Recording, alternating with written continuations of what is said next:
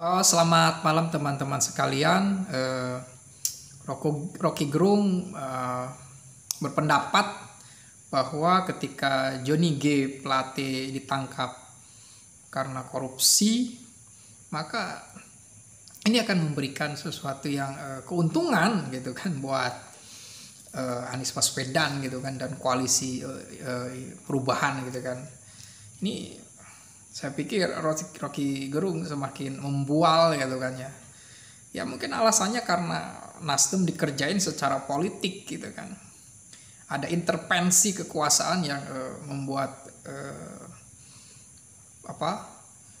Johnny ditangkap gitu kan.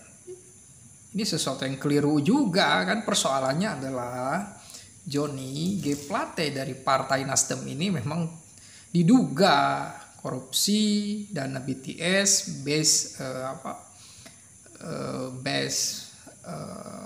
Transceiver Station gitu kan ya. Kerugiannya bisa mencapai 8 triliun gitu kan. Ini sangat besar sekali gitu kan. Jadi berharap ada suatu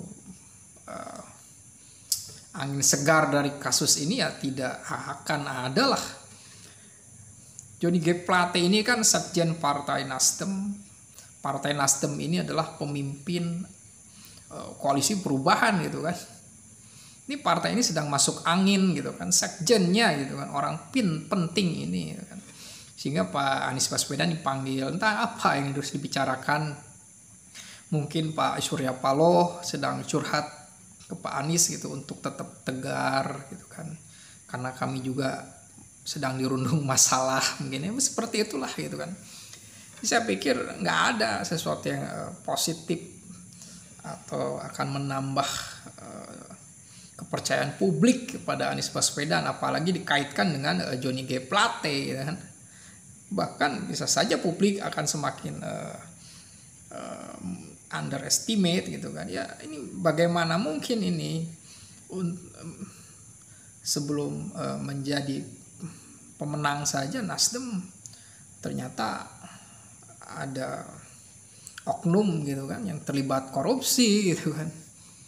Apalagi nanti waktu dia menang gitu kan ya, pas apalagi presidennya Anies gitu kan, itu orang-orang akan menduga-duga gitu kan ya, agak sedikit takut juga gitu. Tapi sayangnya kan Pak Anies ini kan tidak akan bisa ikut kontestasi gitu kan. Apalagi misalnya PKS mengundurkan diri gitu kan, atau koalisinya bubar kan bisa saja gitu kan. Ini kan dinamika politik gitu kan. Ini baru spekulasi gitu kan ya.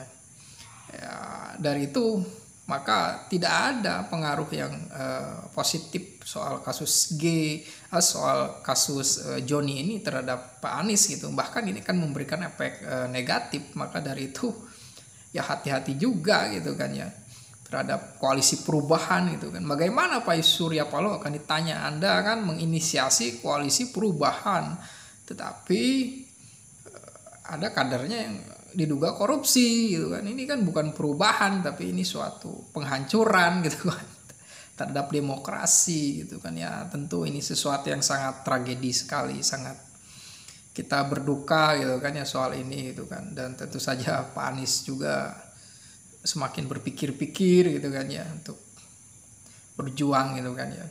Lalu apakah ini suatu intervensi politik gitu kan? Ya tentu saja bukanlah. Ini memang tanya saja kepada kejaksaan gitu kan, apakah ini persoalan politik? Ya bukanlah.